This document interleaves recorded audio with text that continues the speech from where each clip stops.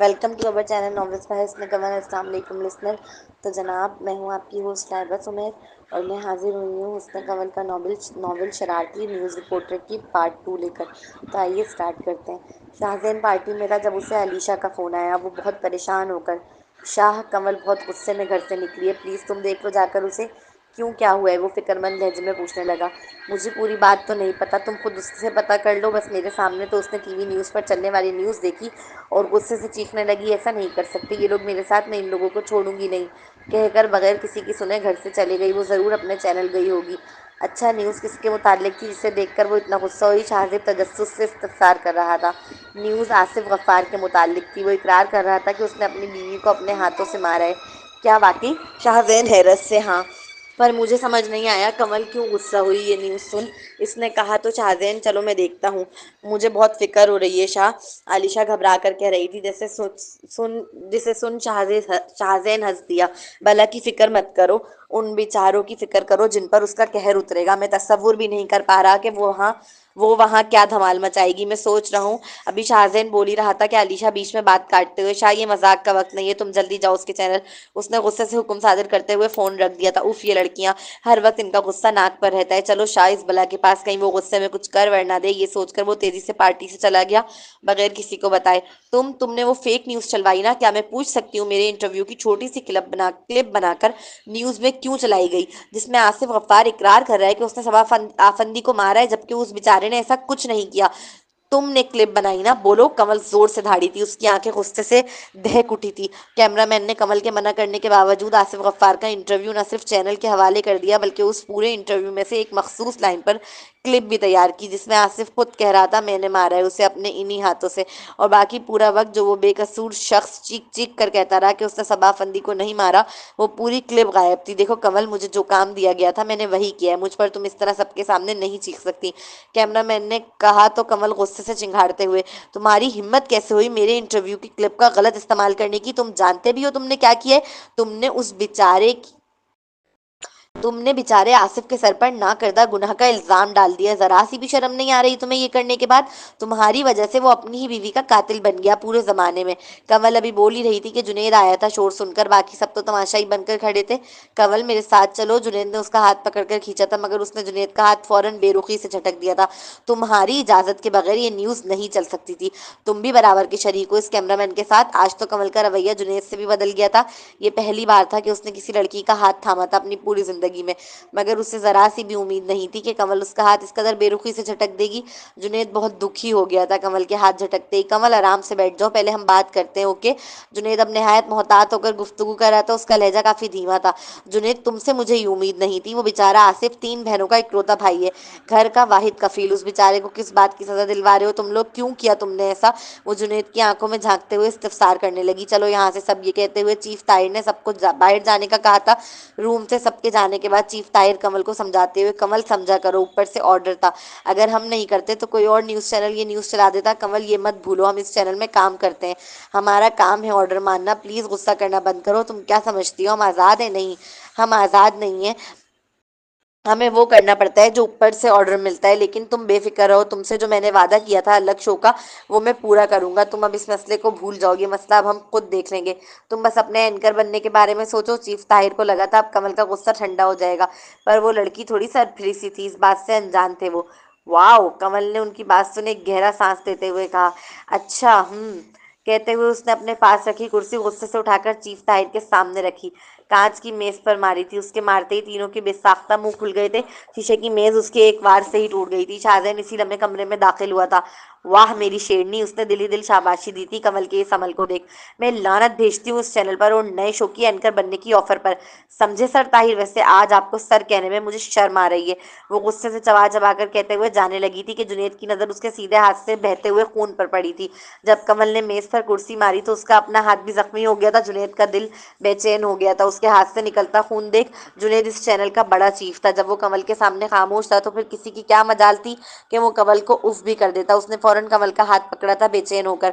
जुनेद के चेहरे का रंग जर्द पड़ गया था। कमल को तकलीफ में देख, मुझे दोबारा टच करने की हिम्मत मत करना जुनेद, वरना मैं ये भूल जाऊंगी कि हम दोस्त थे, उसने सख्त मेहरी से जुनेद को देख कर कहा और उसके हाथ से अपना हाथ छुड़ाकर बाहर की जानिब चल दी। सामने शाहजैन को खड़ा देख अपने आंसुओं को ना रोक सकी और रोते हुए उसके पास आकर, मुझे घर ले चलो, मैं यहाँ एक लम्हा भी नहीं रुकना चाहती। शाहजैन की अब नजर पड़ी थी कमल के हाथ से बहते हुए खून पर। शाह, उसने एक बार बड़े प्यार से कहा और फिर शाहजैन के सीने से लगकर बेहोश हो गई। कमल कवल, जुनेद और शाहजैन एक साथ ही चीखे थे। उसे बेहोश होता देख दोनों की मानो जान निकाल दी थी उसने। वो अस्पताल के कमरे में बेड पर लेटी हुई थी कि कानों की समाज से मोबाइल की बेल रिंग होने की आवाज मुसलसल टकरा रही थी। आंख खुली तो नजर सबसे पहले सामने सोफे पर गई जिस पर जुनेद और शाहजैन बैठे बैठे सो रहे थे। दोनों ही काफी गहरी नींद में मालूम हो रहे थे कि इतनी देर से मोबाइल बज रहा था मगर दोनों में से एक की भी आंख नहीं खुल रही थी। वो ये देख मुस्कुरा दी थी। फिर शाहजैन की आंख खुली, उसने आंख मसलते हुए मोबाइल उठाया। फोन हम्माद का आ रहा था। ये देख बात करने की नीयत से बाहर चला गया। अब कमरे में सिर्फ जुनेद सो रहा था। दोनों हाथ फोल्ड थे और सर सोफे से टिका हुआ था। कमल बेड से उतर कर आई और जुनेद के करीब आकर थोड़ा सा उसके चेहरे के जानिब झुककर बड़े प्यार से उसे देखने लगी। इस लम्हे उसे कल रात होने वाला वाकया जरा भी याद ना था। बस अगर सामने था तो वो दुश्मन जहां जिस पर वो पहली नजर से फिदा थी। जुनेद सोते हुए बहुत खूबसूरत लग रहा था उसे। वो तो सो जान फिदा होकर बस टिकटिकी बांधे देखे जा रही थी। जुनेद के आगे के बाल उसकी कानों में, हाथों में, उसकी आंखों से मस हो रहे थे जिनकी चुभन से वो आंख मसलने लगा। कमल बस मुस्कुरा मुस्कुरा कर दीवानगी भरी नजरों से उसके सोते हुए वजूद को तकती रही। हम्माद फोन पर, कहाँ हो तुम? कल रात से अभी तक चैनल क्यों नहीं आए? दुआ बेचैनी से शाहजैन के आने का इंतजार कर रही थी। आंखें उसकी खाली कुर्सी को तकते तकते थक चुकी थी। कोई भी कमरे में दरवाजा खोलकर दाखिल होता तो वो पुरुमीद नजरों से दरवाजे की जानिब देखती कि शायद इस बार आने वाला शाहजैन हो। वो शाहजैन के मुंह से 2 बार सुन चुकी थी कि वो उसे बिल्कुल पसंद नहीं करता, पर इस कमबख्त दिल पर किसी का जोर नहीं चलता। जो इस दिल हारी का चलता। वो ना चाहते हुए भी अपने दिल के हाथों बड़ा मजबूर होकर हम्माद से शाहजैन की तबीयत पूछने को कहती है, क्योंकि ये पहली बार था कि वो काम पर बगैर बताए नहीं आया था।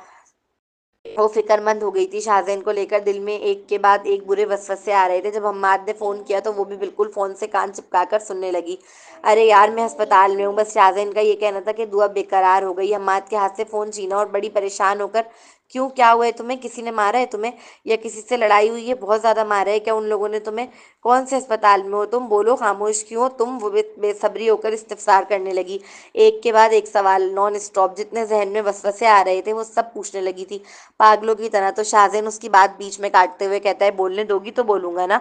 उसकी आवाज में अपने लिए इस कदर फिक्र देख शाहजैन के चेहरे पर मुस्कुराहट बिखर आई। शाहजैन, मैं चैनल के पास वाले अस्पताल में ही हूँ, फिक्र मत करो। मैं, वो बोल ही रहा था कि मोबाइल स्विच ऑफ हो गया था उसका। हेलो, ओ नो, उसे भी अभी बंद होना था, कहकर उसने मोबाइल अपनी जीन्स की जेब में रखा था। शाहजैन अंदर कमरे में दाखिल हुआ तो कमल को जुनेद को देखता हुआ देख बड़ी हैरत से पूछने लगा, क्या कर रही हो तुम ये? वो साफ शाह वो शाहजैन का सवाल सुन अपने हवास में लौटी थी। फौरन सीधी होकर खड़ी हो गई। कुछ नहीं, चलो घर चलते हैं। अभी नहीं जा सकते, तुम्हारा डॉक्टर से पहले चेकअप होगा फिर जाएंगे। और अभी तक तुम्हारा डॉक्टर ड्यूटी पर आया नहीं है। वैसे मैं सोच रहा हूँ इन डॉक्टर के अस्पताल में लेट आने पर अपनी एक न्यूज़ बनाऊं। देखो कितना इंतजार कराते हैं मरीजों को ये लोग। अभी मैं बाहर गया तो मैंने सामने वाले रूम में एक औरत को रोते देखा। उसके ब्रेस्ट का ऑपरेशन है आज। टाइम कब का हो चुका है उसके ऑपरेशन का।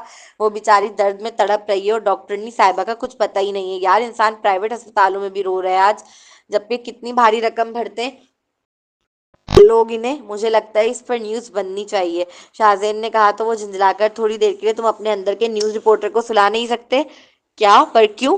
क्योंकि अगर इन लोगों ने सुन लिया कि तुम उनके खिलाफ न्यूज़ कवर करने की सोच रहे हो तो ये लोग हमें उठाकर अस्पताल से बाहर फेंक देंगे। वो धीमे से समझाने के अंदाज में गोया हुई।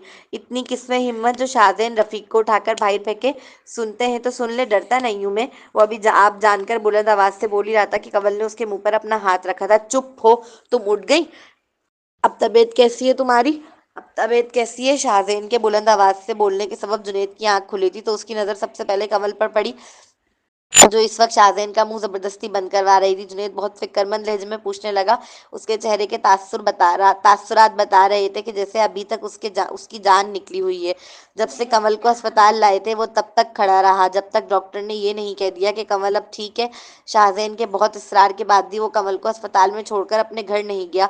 बहुत रंजीदा था वो। जो कुछ कल रात हुआ उसके सबब वो खुद को कसूरवार ठहरा रहा था कमल की इस हालत का। उफ, तुम अब भी इस बला की फिक्र कर रहे हो? मैंने कहा है ना ये बला है है और बलाएं इतनी आसानी से जान नहीं छोड़ती। शाहजैन ने कमल का हाथ अपने मुंह से हटाते हुए कहा तो कमल ने उसकी बात सुन उसके सर पर धप लगाई थी। तुम्हारे मुंह पर तो टेप लगा देना चाहिए। कमल ने दांत पीसते हुए उसे घूर कर देखते हुए कहा, शर्म नहीं आती तुम्हें मुझ पर हाथ उठाते हुए? शाहजैन अपना सर मसलते हुए, चुप हो तुम, उसने शाहजैन को देख कर कहा। फिर जुनेद से मुखातिब होकर, तुम यहाँ क्या कर रहे हो? कमल ने दोनों हाथ फोल्ड कर के अपने सीने पर बांधते हुए खफगी भरी निगाह से पूछा।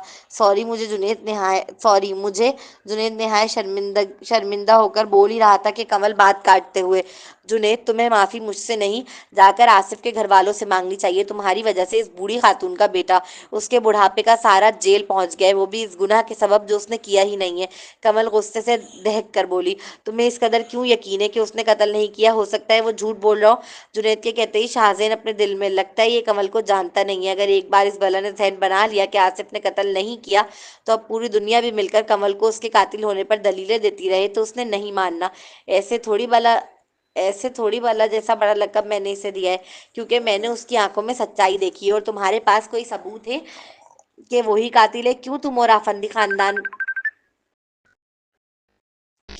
आफंदी खानदान मिलकर खुदकुशी के केस को कत्ल केस बनाने के पीछे पड़े हो? कमल पुरएतमाद होकर जुनैद से पूछ रही थी, क्योंकि उसकी नजर में आसिफ को फंसाया जा रहा है। झूठे कत्ल केस में सबूत है? जुनैद के कहते ही शाहजैन और दुआ दोनों के कान खड़े हुए थे। जी, सबूत मौजूद है। तुम्हें पता है सवा की हाइट छोटी थी, जिस पंखे से लटक कर उसने बकौल तुम्हारे खुदकुशी की है, उस पंखे पर स्टूल लगाकर भी उसका हाथ नहीं पहुंच सकता था। ये बात नोट नहीं करी तुमने? ये सुन शाहजैन को याद आया था कि जब दुआ न्यूज कवर करके वहां से आई थी तब वो भी उसके सामने नजमा को यही बात बता रही थी, पर उस वक्त इस बात पर तवज्जो नहीं दी किसी ने भी। एक और बात जो तुम्हें नहीं पता, शायद सबा की गर्दन पर गला दबाने के निशानात मौजूद थे। ये बात मीडिया में ना फैले इसलिए पहले छुपाई गई, क्योंकि आफंदी साहब नहीं चाहते थे कि ये बात मीडिया वगैरह में फैले। मगर अब शहरियार आफंदी चाहता है कि वो अपनी बहन के कातिल को सजा दिलाए। जुनेद ने जब पूरा सच कमल को बताया तो कमल कुछ देर सोच में पड़ गई, लेकिन कमल बोलते बोलते रुकी थी। क्या? जुनेद ने आईब्रोज काकर इस्तफसार किया। नहीं, पर इसका मतलब ये नहीं कि मैंने तुम्हें माफ कर दिया। मैं भूली नहीं हूँ, तुमने मेरे इंटरव्यू की फेक क्लिप बनाई थी।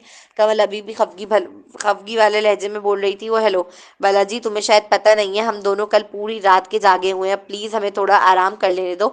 ये लड़ाई लड़ाई बाद में खेल लेना, कहकर शाहजैन बेड पर कूदा था और आराम से लेटकर जुनेद को देख, आ जाओ तुम भी, इस बला की बैटरी फुल चार्ज है, तुम कितना भी कोशिश कर लो इससे नहीं जीत सकते, तो इग्नोर करो इसे और मेरे साथ आकर आराम कर लो। उसकी बात सुन जुनेद मुस्कुराया, मगर वो हिचकिचा रहा था मरीजों के बेड पर लेटने में, तो वो आराम से सोफे पर लेट गया। मैं क्या करूं? कंवल ने दोनों से एक साथ पूछा था, कंफ्यूज होकर। तुम बस इतना करो कि किसी को हमें डिस्टर्ब मत करने देना, कहकर उसने आंखें बंद कर ली। और हाँ, घर वालों को मैंने कहा है कि मेरा दोस्त हम्माद है और तुम्हारी सहेली दुआ है। हम्माद और दुआ बहन भाई हैं, हम दोनों उनके घर रुके हैं पार्टी के लिए, सिर्फ आलिशा सच्चाई जानती है, ओके? उसने थोड़ा सा सर उठाकर अपना बनाया हुआ बहाना उसे बताया और वापस आंखें बंद कर ली। तुमने सच क्यों नहीं बताया घर वालों को? क्योंकि वो परेशान हो जाते और शायद इसके बाद तुम्हारे काम करने पर भी बैंड लगा देते, तो समझो मैंने तुम्हारा फ्यूचर सेव किया है। चाहो तो शुक्रिया कह सकती हो, उसने बेनियाज बनने की अदाकारी करते हुए इतरा कर कहा। शुक्रिया बस, कमल ने जताते हुए कहा। अच्छा ठीक है, अब सोने दो मुझे, कहकर उसने अपने मुंह पर तकिया रख लिया। वो पूरी रात का थका हुआ था, आंखें बंद होते ही नींद के आगोश में चला गया। शाहजैन शाहजैन बार बार कोई बड़े प्यार से उसका नाम ले रहा था। आंखें खोली तो दुआ को सामने देख मुस्कुराते हुए, एक और खूबसूरत ख्वाब, कहकर आंखें दोबारा बंद कर ली। शाहजैन उठो, बात करो मुझसे, बताओ क्या हुआ है तुम्हें? दुआ उसे बड़े प्यार से आवाजें दे रही थी, जिससे वहां मौजूद जुनेद की नींद खराब हो रही थी। शाहजैन उसकी आवाज दोबारा सुन आंख खोलकर उसे देख, कार्टून तुम वाकई यहाँ आई हो? या मैं फिर से जागती आंखों से ख्वाब देख रहा हूँ? उसके लहजे में बड़ी मोहब्बत थी और चेहरे पर दुआ को देख प्यारी सी मुस्कान। मैं वाकई आई हूँ, इस तरह मुस्कुराना बंद करो, बताओ मुझे हुआ क्या है? उसकी आवाज रूहानसा थी, ऐसा लग रहा था वह अभी रो देगी। उसकी आंखों से मोहब्बत ही मोहब्बत झलक रही थी। दुआ की रूहानसा आंखें, उसका मीठा सा लहजा देख शाहजैन शरारत से बोला, लगता है मैं वाकई अभी तक एक खूबसूरत सा ख्वाब में हूँ।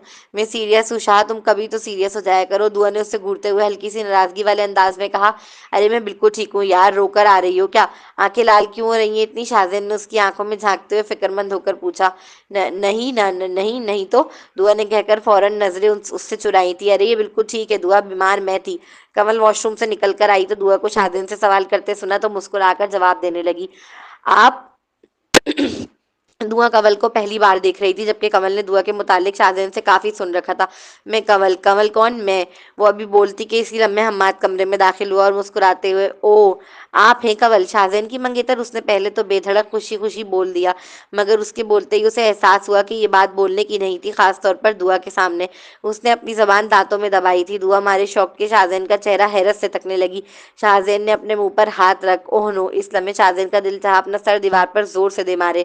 जुनैद के सर पर हम्माद ने बम फोड़ा था। वो फौरन ये सुन उठकर बैठा और कमल को देख बेसाख्ता पूछ उठा, क्या? जुनैद के सर पर जैसे हम्माद ने बम फोड़ा था, वो फौरन उठकर बैठकर कमल को देख, क्या तुम शाहजैन की मंगेतर हो? उसका चेहरा उसके दिल के हाल का बता दे रहा था। उसे अपने कानों पर यकीन नहीं आया था, इसलिए कमल से दोबारा तस्दीक मांग रहा था। आखिर कमल उसकी पहली नजर की मोहब्बत थी। जब उसने पहली बार कमल को देखा था, वो इंटरव्यू रूम के बाहर बेंच पर बैठी थी। उसका खूबसूरत चेहरा जुनैद के दिल की गहराइयों में उतर गया था। तब से दिल में बस एक ही लड़की का बसेरा है, वो है कमल। माना वो दिखाता नहीं, मगर दिलो जान से प्यारी है वो उसे। कमल पहले तो बहुत घबरा गई थी, घबरा गई कि वो अब जुनैद को क्या जवाब दे, मगर अगले ही लम्हे दिल में ख्याल आया कि क्यों ना जुनैद को जेलस फील कराया जाए। हो सकता है इस अमल से उसके दिल की बात लबों तक आ जाए।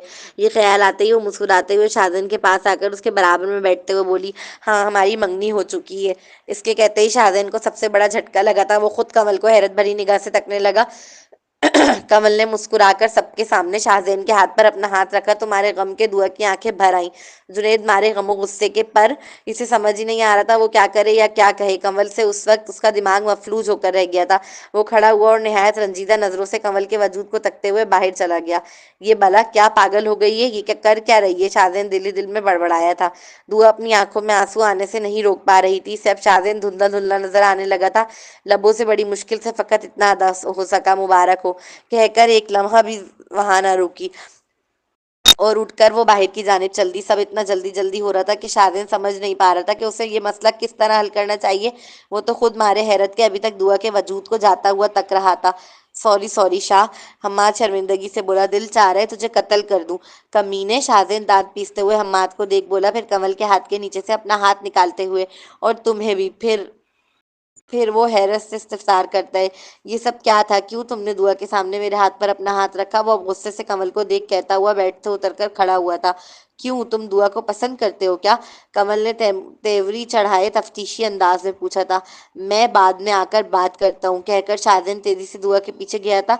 वो तेजी से बाहर आया था, मगर उसे दुआ कहीं नजर न आई। वो बेताब निगाहों से उसे तलाश कर रहा था। थोड़ी देर तक तलाश करने के बाद जब वो नजर न आई तो उदास होकर अस्पताल में वापस आने लगा। फिर अचानक उसकी नजर अस्पताल की छत पर पड़ी, जहां दुआ ग्रिल पकड़े खड़ी थी। ये कार्टून वहां क्या कर रही है? कहीं खुदकुशी का इरादा तो नहीं? ये ख्याल आते ही वो तेजी से छत की जानिब दौड़ा था। दुआ ग्रिल पकड़कर रो रही थी। उसे बहुत शदीद सदमा लगा था। अचानक से शाहजैन की मंगनी का सुन उसने गुस्से में अपना ऐनक उतार कर जमीन पर फेंक दिया था। कार्टून? शाहजैन ने बहुत धीमे लहजे में उसका नाम पुकारा था। उसकी आवाज सुनते ही दुआ ने फौरन अपने आंसू साफ किए थे और वहां से जाने के लिए जैसे ही पलटने लगी, शाहजैन उसके नजदीक आकर दोनों हाथों से ग्रिल पकड़ ली। अब दुआ दोनों तरफ से निकलने से कासिर थी। क्या? हाथ हटाओ, मुझे जाना है। दुआ की आवाज अभी भी रूहानसा मालूम हो रही थी और आंखें सुर्ख लाल, चेहरे पर उदासी साफ झलक रही थी। मुझे बात करनी है। वो उसका रास्ता मुकम्मल रोककर अपने साथ होने वाला पूरा वाकया उसे बताना चाहता था, जिसकी वजह से उसकी मंगनी हुई। वो ये बताना चाहता था कि कमल के लिए वो कोई फीलिंग्स नहीं रखता, पर मुझे नहीं करनी, उसलिए रास्ता छोड़ो। उसे शाहजैन का चेहरा साफ नजर नहीं आ रहा था। वो अपनी आंखें मसलते हुए बोली थी, मैं तुम्हें कुछ बताना चाहता हूँ यार, कम से कम सुन तो लो। वो बड़े प्यार से बोल रहा था, उसकी आंखों में झांकते हुए। तुम रास्ता दे रहे हो या नहीं? अब दुआ दहक कर पूछ रही थी। जब तक मेरी बात नहीं सुनती तब तक तो हरगिज नहीं जाने दूंगा, कहकर शाहजैन के मजीद करीब आया तो दुआ की सांसें थम सी गई। उसका चेहरा शाहजैन के जानिब था। वो हल्के से पीछे कदम ले रही थी, मगर उसके पांव ग्रिल से टकरा गए थे। वो हल्का सा पीछे मुड़कर देखती है तो उसे उसे नजर आता है कि अब मजीद जगह बाकी नहीं रही उसके पीछे कदम लेने के लिए। अब शाहजैन अपना चेहरा उसके चेहरे के नजदीक लाया तो मानो ऊपर का सांस ऊपर और नीचे का नीचे रह गया था। दिल बावला हुआ जा रहा था उसकी नजदीकी के सबब, ऐसे धड़क रहा था जैसे अभी बाहर आ जाएगा। वो नर्वस हो गई थी। मुझे तुम्हारी कोई बात नहीं सुननी, अपनी मंगेतर के पास जाओ। दुआ ने बड़ी हिम्मत जमा करके गोया हुई उसके अल्फाज सुन वो मुस्कुराया। ओ तुम तो जेलस हो रही हो? फिर बड़ी शौकी से कहा, क्या वाकई तुम्हें फर्क पड़ता है मेरी मंगेतर से? कहकर उसकी आंखों में झांकने लगा। मैं मुझे मुझे वो बोल ही नहीं पा रही थी। उसके सवाल सुन वो कंफ्यूज हो गई थी कि अब क्या करे इस सख्त मीर से। अब क्या शिकवा अब इस सख्त मीर से अब क्या शिकवा करे, जो उसकी निगाहों में अपने लिए मोहब्बत देखकर भी गाफिल बना रहता है। मुझे जाने दो वरना, वो बड़ी हिम्मत समेट कर बोली थी। वरना? वरना क्या? वो शौक निगाहों से उसके खूबसूरत से चेहरे को तकते हुए इस्तफसार कर रहा था। मैं काट लूंगी, उसने धमकी दी। तो शाहजैन हंस दिया। तुम मुझे काटोगी? गो अहेड कार्टून, शाहजेन कहता हुआ मजीद उसके चेहरे के करीब आया। उसे मजा आ रहा था दुआ को तंग करने में। दुआ की आंखें नहायत हसीन और जमील थी, झील जैसी गहरी। मजीद जुल्म उस हसीना ने अपना ऐनक हटाकर ढाया था। शाहजेन 2-3 लम्हों के लिए उसमें महव होकर रह गया था। दुआ ने फौरन अपनी राह में जो हाइल उसका हाथ था उसे झुककर जोरदार काटा था। आह! शाहजेन ने फौरन तकलीफ के मारे ग्रीद छोड़ दी थी, जिसकी वजह से वो आराम से भाग गई। शाहजेन उसकी इस बचकाना हरकत पर मुस्कुरा रहा था। फिर उसकी निगाह दुआ के ऐनक पर पड़ी, जो वहां दीवार के कोने में पड़ा था। उसने मुस्कुराते हुए वो उठा लिया था। जहां तक मुझे याद है, सिंड्रेला तो अपना जूता छोड़कर भागी थी, पर ये कार्टून तो अपना चश्मा छोड़कर भाग गई। तो क्या मैं प्रिंस चार्मिंग हूँ, जिसके पास सिंड्रेला का चश्मा रह गया है? ये कहकर वो मुस्कुराया था। नींद जुनैद की आंखों से कोसों दूर खड़ी थी, जैसे उसकी बेकरारी का मजा ले रही थी। इस कदर बेकरारी की रगे जान को काट रही हो, पूरी पूर पूर में चुभ रही हो। तो भला नींद कहाँ आती है? वो करवट बदलता रहा यहाँ तक के झिंझलाकर उठ बैठा। महसूस हो रहा था जैसे दम घुट रहा हो। न चाहते हुए भी बार बार कमल के कहे अल्फाज याद आ रहे थे। वो आहिस्तगी से उठकर बिस्तर से खिड़की के करीब चला आया। बाहर गुप अंधेरा था। बाहर गुप अंधेरा और गहरे सन्नाटे थे। आज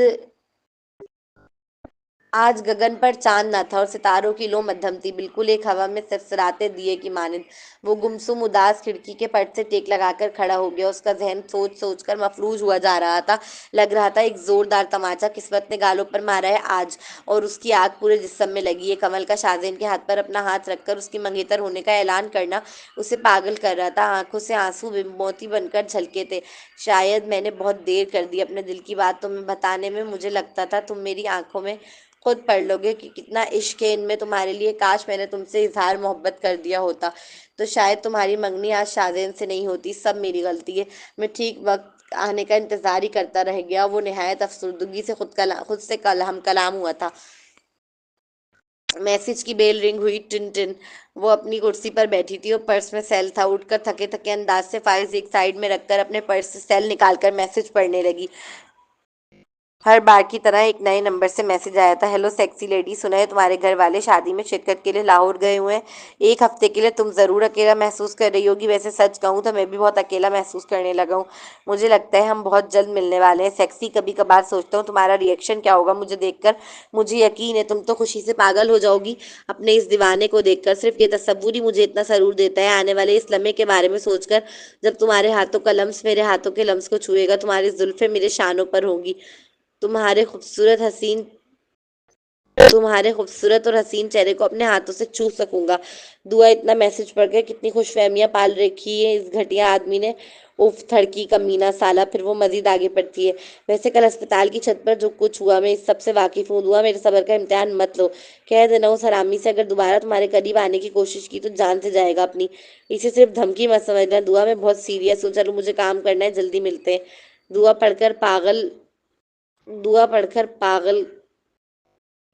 पागल। वो अभी बोल ही रही थी कि पीछे से किसी ने उसके कान में जोर से चीखा, भू। दुआ ने कुछ लम्हों के लिए अपने दिल पर हाथ रखा था। वो बुरी तरह घबरा गई थी। उसका ये रिएक्शन देख शाहजेन हंसते हुए, रिलैक्स कार्टून, ये मैं हूँ। उसके कहने पर दुआ ने उसके कंधे पर जोर से मारते हुए कहा, जान निकाल दी थी तुमने मेरी।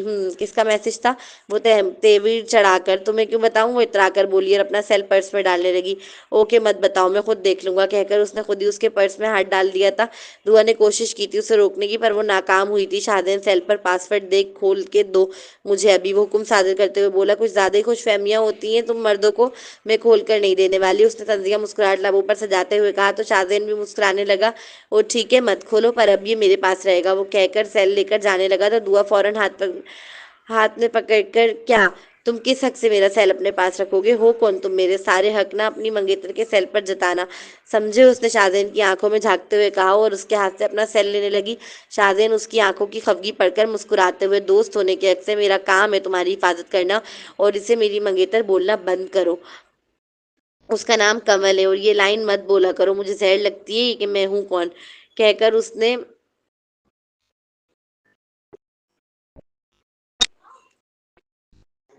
शाहज़ैन उसकी आंखों की खफगी पढ़कर मुस्कुराते हुए, दोस्त होने के हक से मेरा काम है तुम्हारी हिफाजत करना और उसे मेरी मंगेतर बोलना बंद करो। उसका नाम कमल है और ये लाइन मत बोला करो, मुझे जहर लगती है कि मैं हूँ कौन। कहकर उसने अपना सीधा हाथ जिसमें वो सेल पकड़े हुए था ऊपर की जानिब बुलंद कर दिया था ताकि दुआ चाहकर भी सेल ना छीन सके। दुआ बार बार उछल उछल कर लेने की कोशिश करती है, उसे यूं सेल लेने की कोशिश करता देख शाहज़ैन मुस्कुराने लगा था। वो जब उछलती है तो एक लम्हे के लिए लेते ही सही शाहज़ैन के चेहरे के निहायत करीब आ जाती है। वैसे वो तो महसूस नहीं कर रही थी क्योंकि उसका सारा जहन तो सेल छीनने में लगा हुआ था, मगर शाहज़ैन इस उस जालिमा हुस्न की नज़दीकी को, उसकी सांसों की महक को, उसके प्यारे से चेहरे की कुर्बत को शदीद महसूस कर रहा था। वो कुछ लम्हों के लिए सैल को तो भूल ही गया, बस उसकी नज़रें दुआ के हसीन चेहरे का तवाफ कर रही थी। रख लो अपने पास, मैं नया खरीद दूंगी। जब वो थक गई लेने की कोशिश करते करते तो मुंह बसूर जाने लगी। दुआ अपना नाम उसके मुंह से सुन वो हैरत से पलटी थी क्योंकि ये पहली बार था जो वो इतनी संजीदगी से उसका नाम ले रहा था। क्या? मुझे गलत मत समझना, पर मैं वाकई एक दोस्त बनकर तुम्हारी हिफाजत करना चाहता हूँ। आज मेरे साथ मेरे घर चलो, तुम्हारा अकेले घर पर रहना ठीक नहीं। शाहजैन ने सैलूस की जानिब बढ़ाते हुए संजीदगी से कहा। वो इस लम्हे बहुत सीरियस मालूम हो रहा था। दुआ हैरान होकर उसका चेहरा तकने लगी। क्या? तुम्हारे घर पर क्यों? तुम उसका जवाब जानती हो, वो घटिया आदमी जानता है तुम घर में अकेली हो। तुम्हारा अकेले रहना बिल्कुल भी सेफ नहीं। मेरे साथ मेरे घर चलो, आराम से एक हफ्ता मेरे घर पर रहो, फिर जब तुम्हारे घर वाले आ जाएं तो तुम चली जाना। नहीं, इसकी ज़रूरत नहीं, शुक्रिया तुम्हारा मेरी इतनी फिक्र करने के लिए। शाहजैन के बहुत इसरार पर भी दुआ न मानी उसके घर रहने जाने के लिए। दुआ ने हर बार की तरह इस मैसेज भेजने वाले की बातों को अहमियत नहीं दी थी। शाहजैन अपने कमरे में लेटकर दुआ को कॉल मिलाकर, हेलो क्या कर रही हो, सोने की कोशिश। शाहजैन फ़ोन करना बंद करो, मुझे सोना है। अगर अगर आप एक बार और तुमने कॉल करके मुझसे पूछा कि मैं क्या कर रही हूँ तो मैं फ़ोन स्विच ऑफ कर दूंगी, दुआ ने झंझलाते हुए कहा। ऐसा करने की सोचना भी मत, मैं ऐसा ही करूंगी अगर दोबारा तुम्हारी कॉल आई तो। उसने धमकी आमेज लहजे में कहा तो शाहजहां सीधे होकर बैठते हुए, अगर तुमने अपना सेल ऑफ किया तो मैं तुम्हारे घर आ जाऊंगा इसी वक्त, चाहे तो ट्राई करके देख लो। शाहजैन की बात सुन वो अपनी धमकी आमेज लहजे को इल्तिजाई लहजे में ढालते हुए, शाह प्लीज मुझे सोने दो, मेरी फिक्र मत करो, मैं ठीक हूँ, मैं अपना ख्याल खुद रख सकती हूँ, बच्ची नहीं हूँ मैं 1 घंटे बाद फोन करूंगा, कहकर उसने कॉल बंद कर दी। शाहजैन दुआ को लेकर बहुत फिक्रमंद था, मानो उसकी जान अटकी थी। दुआ में एक लम्हे के लिए भी आंख न झपकी थी उस फिक्र में। पूरी रात सेल हाथ में लिए बैठा रहा, फिर 1 घंटे बाद कॉल मिलाई। हेलो दुआ, तुम ठीक हो? इस बार वो नींद में थी। मैं ठीक हूँ, ओके, कहकर उसने फोन बंद कर दिया था। कमल कमरे में दाखिल हुई तो वो बिल्कुल तैयार खड़ा था काम पर जाने के लिए। मुझे एक जरूरी बात करनी है शाह, कमल कहते हुए सामने रखे सोफे पर बैठी थी। क्या? वो जूते पहनते हुए बोला। आसिफ अफार के बारे में शाह, मुझे पूरा यकीन है कि वो बेकसूर है, उसे फंसाया जा रहा है। प्लीज शाह तुम मेरा साथ दो, हम मिलकर सबूत ढूंढेंगे उसकी बेगुनाही का। कंवल को शाहजहां अपनी आखिरी उम्मीद नजर आया था आसिफ को बचाने के लिए, इसलिए वो खुद उससे मदद मांगने आई थी। कहकर वो खड़ा होकर जाने लगा। जवाब तो दो शाह मेरी बात का, वो बेसब्री होकर बोली। इस केस से दूर रहो कंवल, शहरयार अफंदी बहुत खतरनाक है, मैं तुम्हें किसी भी तरह की मुसीबत में पड़ते हुए नहीं देखना चाहता, समझी? शाहजैन ने निहायत संजीदगी से कहा और जाने लगा। इसका मतलब तुम सब जानते हो? कंवल का जवाब सुन वो रुका था, उसकी सिमत अपना रुख करते हुए। हाँ मैं सब जानता हूँ, इसीलिए कह रहा हूँ तुम दूर रहो, मैं और हम्माद मिलकर छुपकर इन्वेस्टिगेशन कर रहे हैं।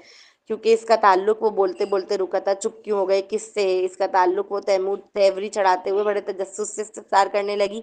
वक्त आने पर बता दूंगा, अभी बताना ठीक नहीं, कहकर वो चला गया। कमल सोच में पड़ गई थी उसकी बात सुन। दुआ घर वापसी पर आज पैदल चलती हुई आ रही थी क्योंकि उसकी बस मिस हो गई थी। पर्स में रखा हुआ सेल रिंग हुआ तो उसने कॉल उठाई। Hello sexy lady. दुआ आवाज़ सुनते ही बेजार होकर कान से फ़ोन हटाने लगी थी। पूछोगे नहीं इस वक्त फ़ोन क्यों किया? मुझे ये जानने में कोई इंटरेस्ट नहीं। तुम मुझे तंग करना बंद करो, समझे, वरना मैं तुम्हारी कंप्लेन पुलिस में कर दूंगी।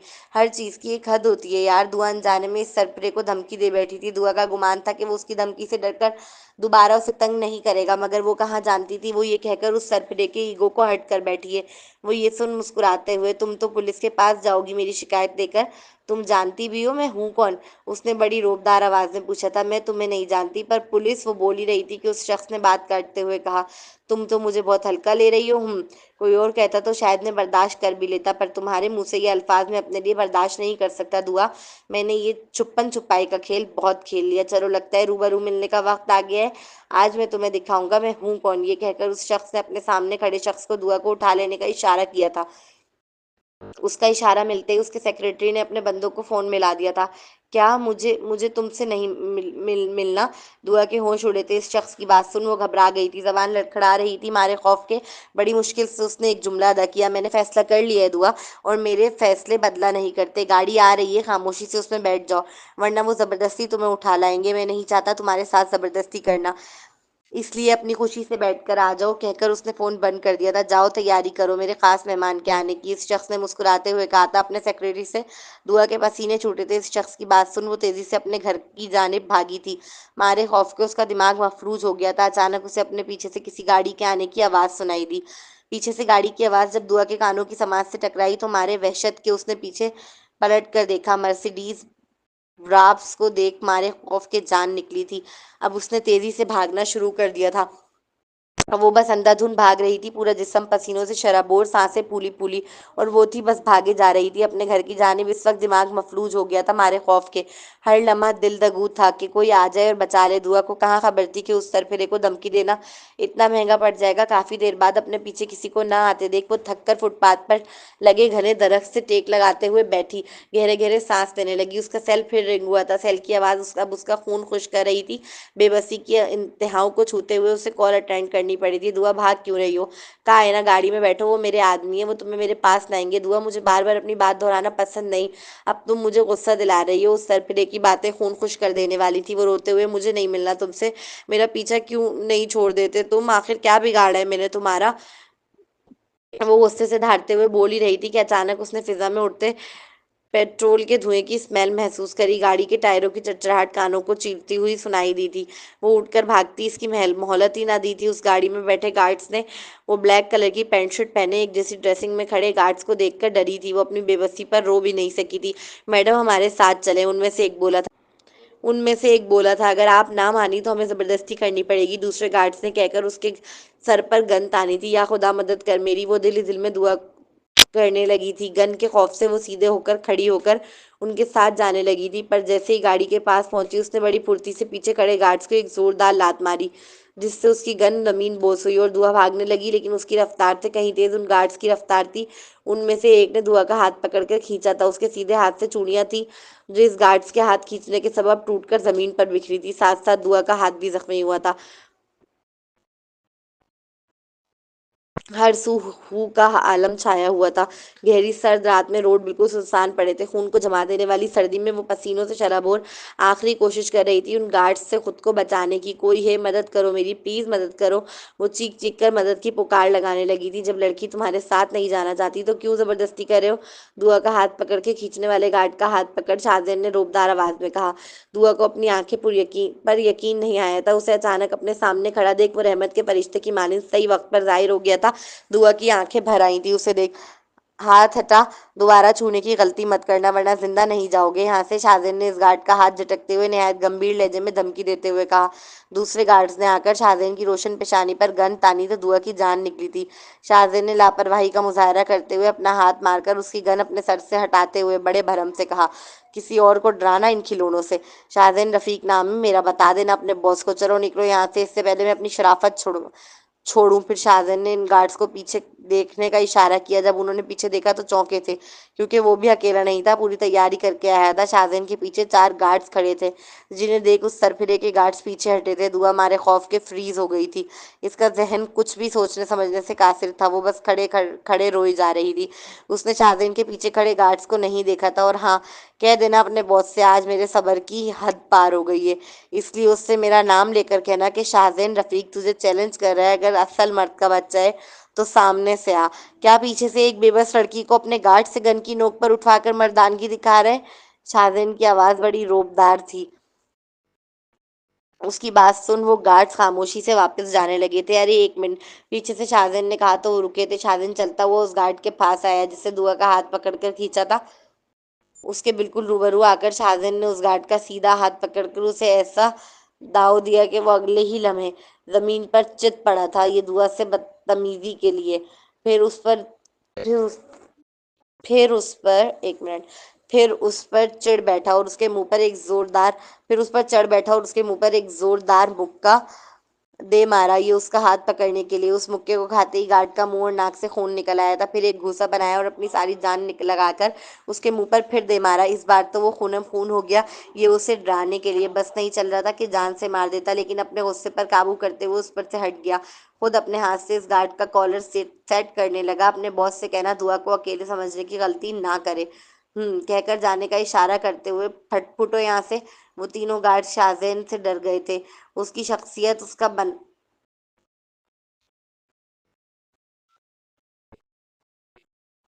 एक मिनट, सॉरी। उसकी शख्सियत, उसका पहनावा, उसकी बातचीत का अंदाज चीख चीख कर खुद कह रहे थे कि शाहजैन रफीक कोई आम सा लड़का नहीं। उसके कहते ही वो गाड़ी में बैठकर चले गए। उनके जाते ही शाहजैन ने अपने गार्ड्स को भी इशारे से हटाया था। बेवकूफ़ कार्टून, तुमसे कहा था ना कि तुम मेरे साथ मेरे घर चलो, तुम्हारा अकेले रहना ठीक नहीं, तुम समझ। शाहजैन की सुनते हुए सांसें ले थमी थी। जब वो अचानक सीने से आ लगी, वो लम्हा जैसे सब रुक गया था। शाहजैन के का दिल धड़कना भूल बैठा था। इस लम्हे वो पूरी जिंदगी का सबसे हसीन लम्हा था उसकी। कुछ दिनों कबल जब कमल गले लगी तो कुछ महसूस ना हुआ था, पर आज जब दुआ सीने से आ लगी तो लगा दिल और सांसें रुक गई हों। उसने दुआ को अपनी बाहों के हिसार में जकड़ लिया था। खुदा का शुक्र है मैं डैड से कहकर तुम्हारे पीछे गार्ड्स लगा रखे थे, वरना आज क्या हो जाता मैं सोचना भी नहीं चाहता। वो दिल ही दिल खुदा का शुक्र अदा कर रहा था। रोना बंद करो, मेरे सारे कपड़े गीले कर दिए तुमने रो रो कर। बस करो कार्टून, सब ठीक है। शाहजैन उसे तसल्ली दे रहा था, मगर वो थी कि फूट फूट कर उसके सीने से लगे रोए चली जा रही थी। शाहजैन को अचानक अपनी बड़ी दादो की बात याद आई थी। वो याद आते ही मुस्कुरा दिया। बड़ी दादू, काश आप जिंदा होती तो मैं आपसे कहता कि आप बताई, आपकी बताई पहली निशानी मुझ पर असरअंदाज हो चुकी है। अब दूसरी निशानी जानना चाहता हूँ। इसे आज दिल से एहसास हुआ था कि दुआ उसके लिए बहुत खास है। बस करो, चलो घर चलो, घर चलो मेरे। उसने कहा तो वो उसके सीने से हटकर शाहजैन का चेहरा हैरत से देखने लगी। नहीं, मैं नहीं जा सकती। तुम्हारे घर वाले क्या सोचेंगे मेरे बारे में? वो रूहानसा आवाज में फिक्र जाहिर करते हुए गोया थी। वो क्यों कुछ बोलेंगे, तुम कुछ ज्यादा ही सोच रही हो, कहकर उसने खुद ही हाथ थामा था। लो पहनो। उसने हेलमेट पकड़ाते हुए कहा। तुम मुझे अपने सामने बैठा रहना बिठा रहे हो? वो हेलमेट पकड़कर हैरान नजरों से पूछने लगी। क्यों नहीं बिठा सकता? शाहजैन उलझकर। तुमने नहीं कहा था कि तुम, सॉरी, तुमने नहीं कहा था कि तुम चीटरों को नहीं बिठाते अपने साथ? वो तो दिल पर लिखे बैठी थी, शाहजैन का कहा जुमला, जबकि शाहजैन को जरा भी याद ना था। उसकी बात सुन, अपना चेहरा उसके करीब लाते हुए, तब की बात अलग थी, अब सब बदल गया। मेरे नजदीक तुम चीटर्स नहीं, चोर हो। बड़ी उल्फत थी उसकी नजरों में। क्या मैंने क्या चुराया तुम्हारा? वो उलझकर इस्तफसार करने लगी। मेरी नींद, मेरे ख्वाब। वो भोला सा चेहरा बनाकर सच बयानी से काम ले रहा था, जिसे दुआ मजाक समझकर टाल गई। जी, कुछ भी बोलते हो, कहकर उसने हेलमेट पहना था। जैसे ही वो शाहजैन के पीछे बैठी और पीछे से उसे अपने दोनों हाथों से पकड़ा, तो शाहजैन का दिल जोर जोर से धड़कने लगा। दुआ के छूते ही पूरे जिस्म में करंट सा दौड़ा था। या खुदा, ये कार्टून कौन सा जादू कर रही है मुझ पर? ऐसा कभी पहले तो नहीं हुआ। इसने अपने दिल पर हाथ रखकर कहा। वो बहुत डरी हुई थी। पूरे रास्ते खामोश बैठी रही, जबकि शाहजैन पूरे रास्ते उसका कुर्ब, उसकी महक, उसका खुद को यूं मजबूती से पकड़े होना देख दिल ही दिल मसरूर होता रहा। घर पहुंचकर जब वो हेलमेट उतारकर उसे देने लगी, तो शाहजैन उसकी बिखरी हुई जुल्फे अपने हाथों से सेट करते हुए बोला। मैंने एक जागती आंखों से ख्वाब देखा है दुआ। उसका लहजा मसरूर था और निगाहें दुआ के वजूद पर टिकी हुई। क्या? उसने धीमी आवाज से पूछा। तुम, मैं और बाइक। उसके चेहरे पर बड़ी प्यारी सी मुस्कान थी। दुआ नफी में गर्दन हिलाते हुए, तुम कभी सीरियस नहीं होते, अजीब। दुआ उसका ख्वाब समझ ही ना सकी। वाकई बस इतना सा ख्वाब है, तुम, मैं और बाइक? शाहजैन ने दोबारा उसके वजूद को गहरी बोलती नजरों से तकते हुए कहा था।